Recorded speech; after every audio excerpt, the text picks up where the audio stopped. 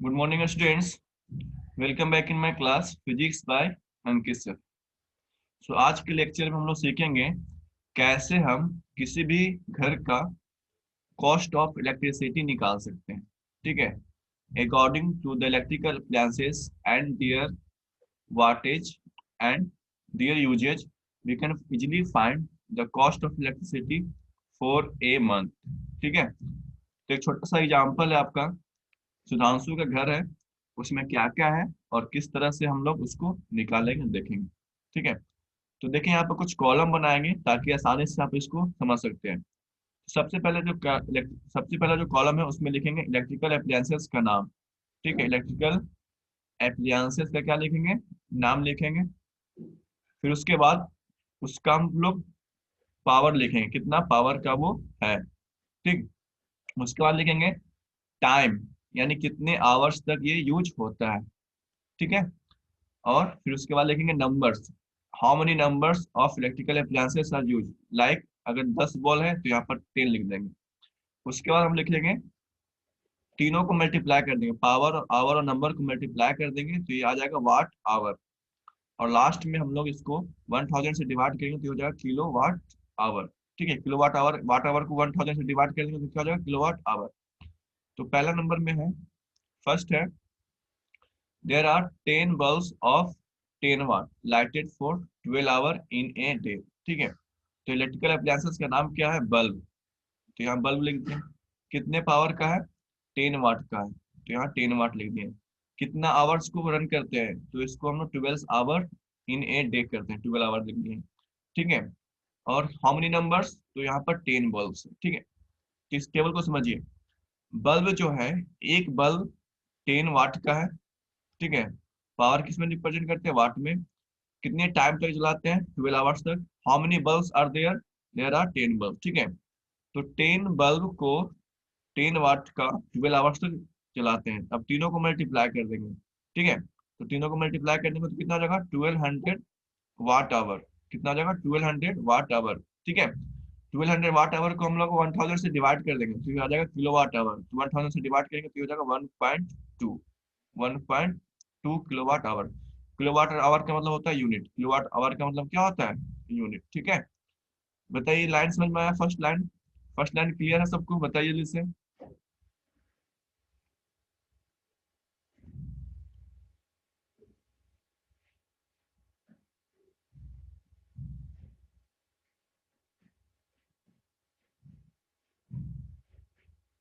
ठीक, very good.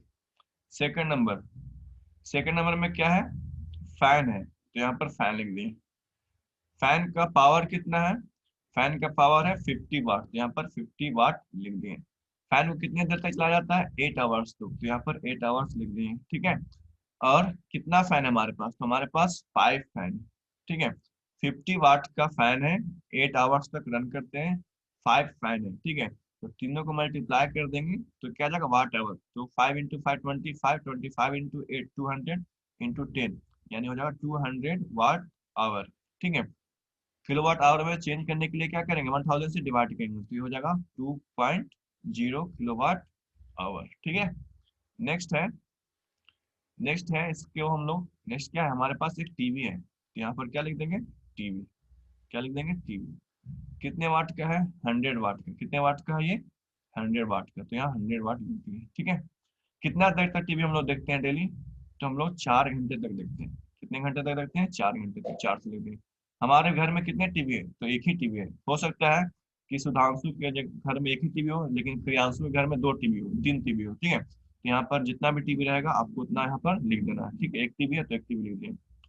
तो कितना वाट आवर हो जाएगा, 100 वाट 4 आवर। तो 100 वाट और 4 आवर्स को मल्टीप्लाई कर देंगे तो हो जाएगा 400 वाट आवर। ठीक है, किलोवाट आवर में चेंज करना है, यूनिट में, यूनिट का मतलब होता है किलोवाट आवर, यूनिट का मतलब क्या होता है, किलोवाट आवर। ये हो जाएगा 0.4, 1000 से डिवाइड कर देंगे तो कितना हो जाएगा, 0.4 आवर। किलोवाट आवर को हम लोग बोलते हैं यूनिट। ठीक है, यूनिट में हम लोग निकालते हैं क्योंकि हमारा जो कॉस्ट रहता है वो यूनिट में निकलता है। कॉस्ट क्या निकलता है, यूनिट में निकलता है। ठीक है, चलिए नंबर 4। नंबर 4 में हमारे पास क्या है, एक मोटर आ गया। क्या आ गया है हमारे पास, एक मोटर। ठीक है, तो एक मोटर, यहाँ पर मोटर लिख देंगे, मोटर। कितने वाट का मोटर है? तो ये 2000 वाट का मोटर है। क्या है? 2000 वाट का मोटर है। ठीक है। कितना देर तक मोटर चलता है? 1 घंटे तक चलता है, तो 1 घंटे लगा दें। ठीक है। कितने मोटर है हमारे पास? तो हमारे पास एक ही मोटर है। घर में तो एक ही मोटर रहता है ना, कितना भी बड़ा घर हो तो एक ही मोटर रहेगा। ठीक, तो एक यहाँ पर लिख दिए। कितना वाट आवर हो जाएगा? 2000 इंटू वन, तो ये हो जाएगा 2000 watt hour. Kilowatt hour में चेंज करने के लिए क्या करेंगे? 1000 से डिवाइड करेंगे, तो ये हो जाएगा 2 किलो वाट आवर। ठीक है। क्या आप लोग नंबर 5, 6, 7 इस तरह से अगर रहेगा, आपके घर में आयरन होगा, ठीक है, आपके घर में वॉशिंग मशीन होगा, आपके घर में मिक्सर होगा, आपके घर में एम्पलीफायर होम थिएटर होगा, ठीक है, इस तरह से हम लोग नंबर बढ़ा सकते हैं, यस या नो बताइए। इस तरह से और नंबर बढ़ा सकते हैं।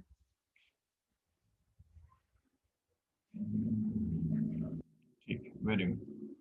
चलिए, हमारे इस क्वेश्चन में 4 ही हैं। ठीक है। अब क्या करेंगे? अब यहाँ पर लिखेंगे, यहाँ पर लिखेंगे total unit in a day. Total unit in a day, अभी एक दिन का निकाले ना, जो आवर्स है ये एक दिन का है। ठीक है। आवर्स जो निकला है वो एक दिन का निकला है। ठीक है, आवर्स इन ए डे। तो टोटल यूनिट कितना हो जाएगा? 5.6 कितना हो जाएगा? 5.6 यूनिट। ठीक है। अगर हम बोले total unit in month, total unit in month, ठीक है, कौन सा मंथ का निकलना है? तो ये जून है। जून मंथ में कितना डे होता है? 30 डे होता है। ठीक है। अगर फरवरी रहता, ठीक है, फरवरी 2020 तो 29 दिन का होता है। अप्रैल रहता है, अगर मार्च रहता है तो 31 डेज होगा। ठीक है। तो देखना है कि कौन सा मंथ है, उसका आपको निकालना होगा, उस हिसाब से आपको डे निकालना होगा। ठीक है, क्लियर है? तो यहाँ पर कितना से मल्टीप्लाई कर देंगे? 30 से। 30 इंटू 5.6, 30 इंटू 5.6 कितना हो जाएगा? ये 6 इंटू 3 8, 5 इंटू 3 हो जाएगा 168 यूनिट। ठीक है। तो ये यूनिट आ गई, ये क्या आ गया? यूनिट। अब हमको निकालना है total cost, total cost of month. ठीक है। तो टोटल कॉस्ट, एक यूनिट का कितना दाम है? 5 रुपये दाम है। तो 5 इंटू 168, इसको मल्टीप्लाई करिए। 8 इंटू 5 40, 6 इंटू 5 13 प्लस 4 34, 5 इंटू 3 840। ठीक है, आएगा इतना रुपया। Is it clear? ये आंसर आएगा कि नहीं आएगा?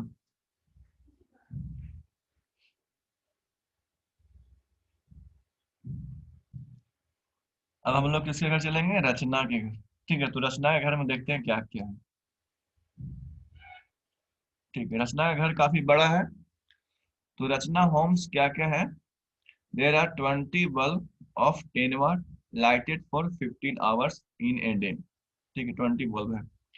8 fan of 50 watt runs 10 hours daily. 8 पंखे हैं। एक टीवी है। ठीक है, टीवी का नंबर हम 2 कर देते हैं। ठीक है, टीवी का नंबर कितना कर दें हम? टीवी का नंबर हम 2 कर देते हैं।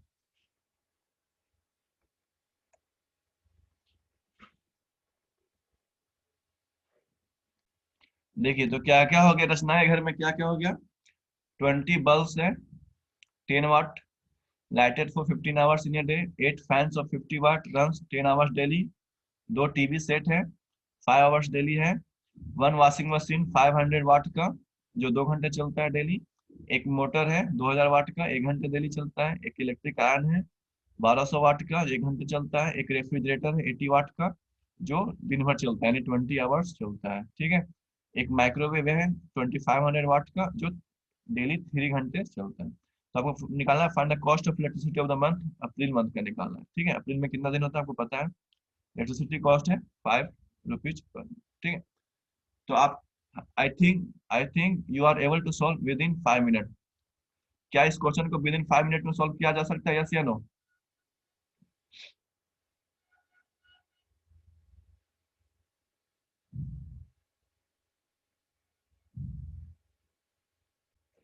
देखिए, क्वेश्चन नंबर 9 क्या कह रहा है?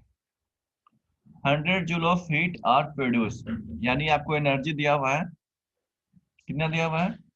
100 जूल इस second in A 4 ohm resistance. Time दिया हुआ है 1 सेकंड, और आपको रेजिस्टेंस दिया हुआ है 4 ohm. Find the potential difference across the resistor. ठीक है, आपको क्या निकालना है, वोल्टेज निकालना है। ठीक है, तो आपको हम बताए थे हीट एनर्जी, एनर्जी बताया था ना, क्या होता है हीट एनर्जी का फॉर्मूला होता है VIT, है ना, VIT, या फिर हम लिख सकते हैं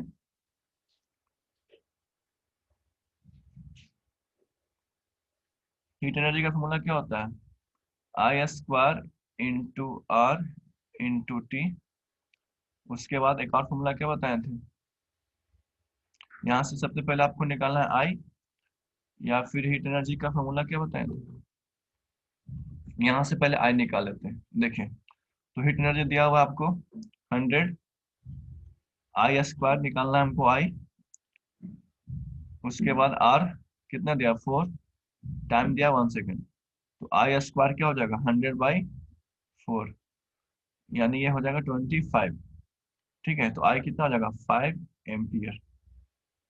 अब ओम्स लॉ से किससे करेंगे, ओम्स लॉ से। ओम्स लॉ से क्या बताए थे, V equal to I R, V equal to I R. I कितना है 5, R कितना है 4, कितना हो जाएगा 20 वोल्ट। ठीक है, यानी कि अगर आप सारे फॉर्मूले याद कर चुके हैं तो फिर आपको कोई क्वेश्चन ऐसा नहीं है कि आपसे बनेगा नहीं, सिर्फ और सिर्फ आपको फॉर्मूला याद करना है। जो 5-6 फॉर्मूला आपको बताए हैं, सारा फॉर्मूला आपको याद करना है। ठीक है, क्लियर। ठीक है, तो ट्राई ऑल दिस क्वेश्चन। कल हम लोग पढ़ेंगे इलेक्ट्रोमैग्नेट। कल से हम लोग क्या पढ़ेंगे, इलेक्ट्रिक इफेक्ट। आपको पढ़ना है इलेक्ट्रोमैग्नेट, या फिर इसको हम बोल सकते हैं magnetic effect of electric current. ठीक है, क्या बोलेंगे, magnetic effect of electric current, magnetic effect of electric current, यानी इलेक्ट्रिक करंट से क्या होता है, मैग्नेट प्रोड्यूस होता है। इसी को हम लोग नेक्स्ट क्लास में स्टडी करेंगे। तो आज के लिए इतना ही है, मिलते हैं आप लोग से नेक्स्ट क्लास में। तब तक के लिए thank you and have a nice day.